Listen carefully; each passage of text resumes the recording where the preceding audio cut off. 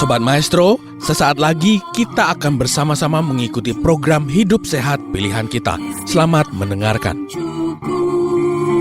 Membuat wajah berseri, diet yang seimbang, tubuh terlihat indah, udara yang bersih, jadikan hidup semangat, pengendalian diri, itu pemenang sejati.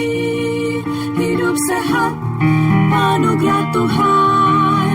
Hidup sehat, sangat berharga. 10 hukum kesehatan. Hidup sehat. Halo Sobat Sehat dari Radio Maestro dan juga Rumah Sakit Advent Bandung. Senang sekali kita boleh bertemu kembali di acara yang sudah pastinya ditunggu-tunggu, yaitu Bincang Sehat bersama dengan Rumah Sakit Advent Bandung. Saya masih ditemani oleh rekan saya, Dewi Wardani. Halo Dewi, apa kabar? Mas Iwan, halo. Kabar baik juga. Kak, bicaranya agak pelan-pelan. Iya, agak takut sama judulnya saat ini. Habis makan apa sih? Kok aromanya nggak? Daging asap sambal kecombrang. Sedep kan ya baunya ya. Daging asap sambal kecombrang. Sambal kecombrangnya pakai terasi. Nah itu dia. Minumnya jus durian ya. Kecium banget ya. Iya, maaf ya. Lebih menusuk daripada omongan tetangga. Kenapa kita ngomongin bau mulut, Dewi? Karena kita mau berbicara tentang mungkin ya ada beberapa kasus dan ini menimbulkan ketidaknyamanan. Oke. Jadi orang itu katanya udah rajin sikat gigi tapi masih berbau apanya Mas? Bau mulutnya ya. Bahkan itu dia katanya dia. sikat giginya udah pakai sikat besi ya, yang buat ngosek lantai itu, tapi Itu tetap gigi bau, atau ya. apa? Iya.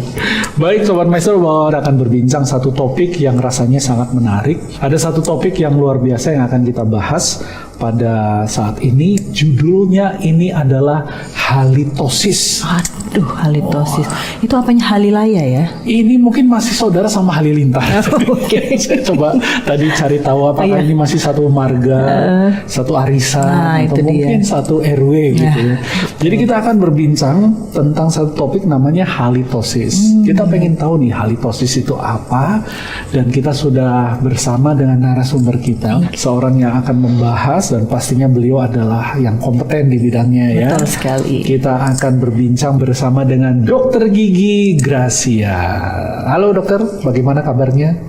Kabar baik, Bapak Puji Iwan Tuhan, dan Ibu Dewi, terima kasih. Senang sekali ya. Iya. Kita mau bahas satu topik, dokter. Terima kasih sudah berkenan hadir pada saat ini untuk berbincang tentang halitosis. Ya. Atau yang disebut apa itu Mas Iwan? Nah, kita nanti coba cari tahu tentang halitosis bersama dengan Dokter Gigi Gracia Sitorus.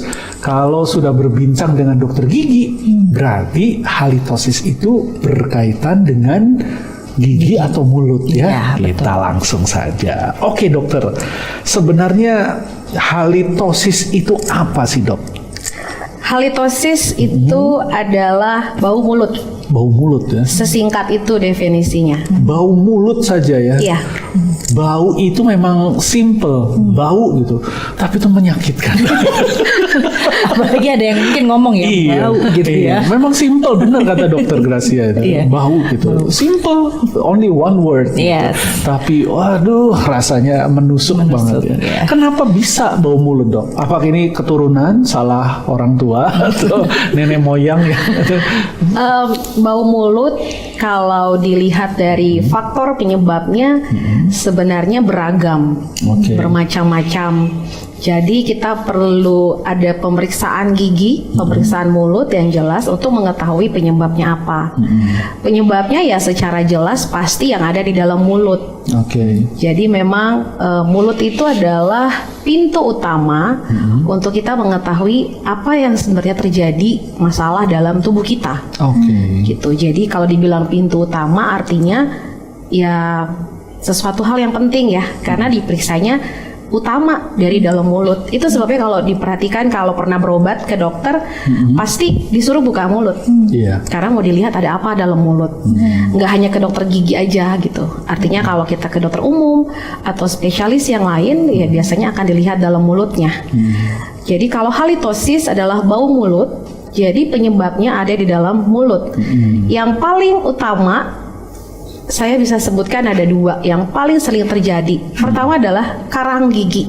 Karang. Lalu kedua ada gigi berlubang. Oh. Itu jelas sekali gitu ya. Karena kalau karang gigi itu ya mungkin orang tidak merasakan ada keluhan. Artinya secara umum ya mungkin ya biasa aja gitu karang gigi. Yang tahu itu karang gigi sebenarnya ya dokternya. Tapi kalau gigi berlubang sebenarnya orangnya, pasiennya pasti udah tahu ya.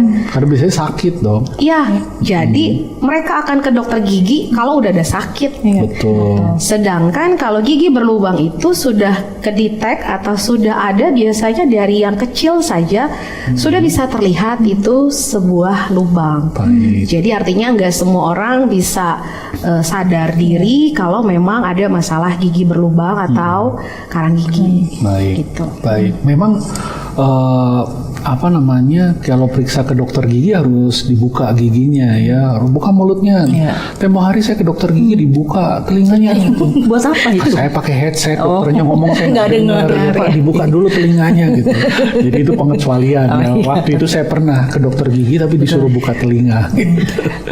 Tapi memang menarik ya kalau dilihat, maksudnya seperti yang tadi dokter sampaikan, hampir semua dokter memang menyarankan atau akan memberikan instruksi untuk membuka mulutnya terlebih dahulu.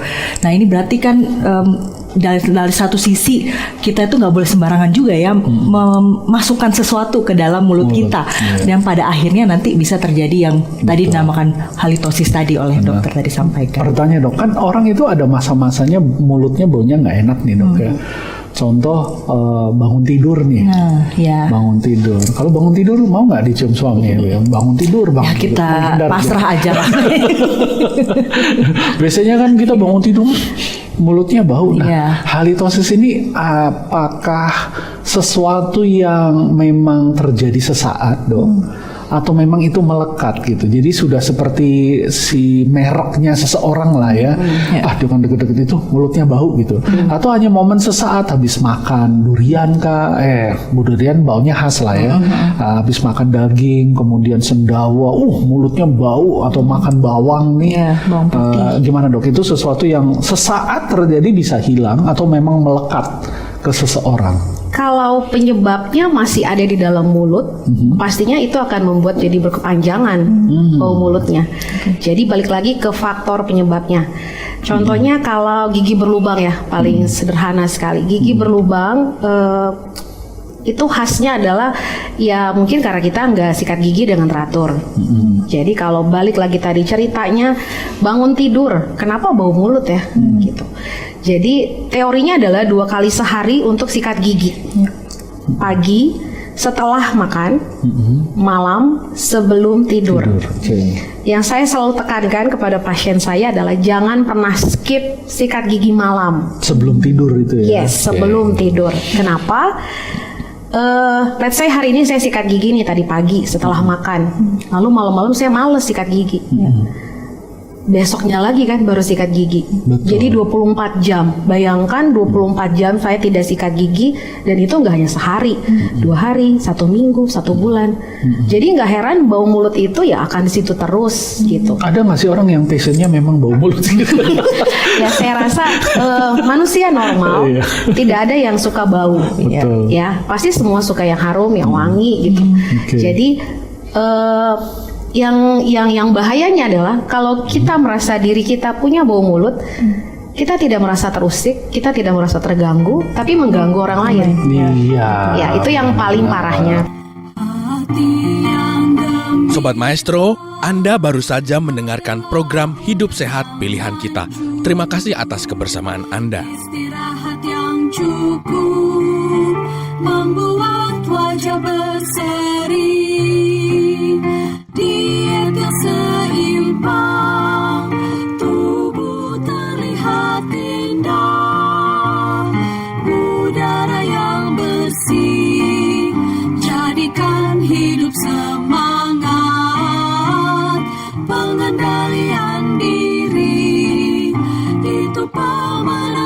sejati, hidup sehat, anugerah Tuhan. Hidup sehat, sangat berharga. 10 hukum kesehatan, hidup sehat.